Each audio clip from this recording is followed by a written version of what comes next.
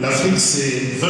Organisée sous le thème Art, Culture et Héritage, la 8e édition de la Semaine de la Science et des Technologies vise à vulgariser les sciences, promouvoir le savoir et susciter des vocations. Associé à ce rendez-vous consacré à la mandature de la RDC à l'Union africaine, le panel présidentiel a présenté la vision du chef de l'État qui s'articule autour de 9 piliers essentiels, entre autres la promotion de la sécurité et de la paix pour une Afrique stable. Je pense que le chef de l'État l'a rappelé dans son adresse.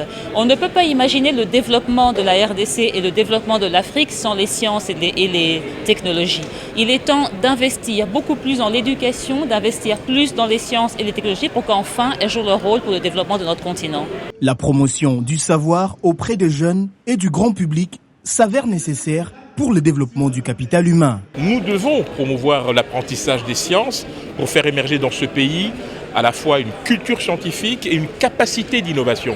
C'est ça en fait qui nous a motivés, ce qui explique d'ailleurs le thème de cette année. Vous le savez, la RDC assume la présidence en exercice de l'Union africaine.